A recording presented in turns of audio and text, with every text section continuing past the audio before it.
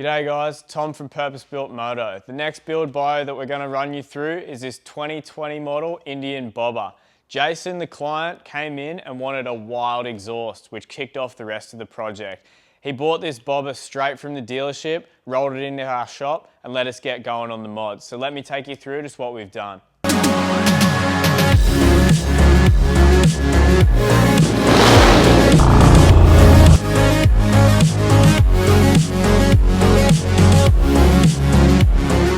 One of the most substantial upgrades that we've done to this Indian is the wheels. The Bobber 20 comes with a set of spoked wheels, but they're laced up to a set of 16-inch rims. We swapped those out for a set of 18s front and rear, which allows us to run a 130/18 on the front and a nice fat 180 tyre on the rear. This upgrade, coupled with the mid-mount pegs that we've put on this thing, gives the bike a much sportier ride feel, allowing you to tip it through corners and put the power that this V-twin puts out to the ground a lot better. The definite standout on this project is the exhaust. With over 150 individual pieces welded together and 30 plus hours put into it, this thing is a real bit of jewelry for the bike. Apart from being really time consuming, projects like this are really hard to get your head around. With piecing together each individual bit, tacking it together and sort of having the exhaust form as you go along, making sure everything's going to fit, and then of course making sure that you can take it off once it's all welded up as well.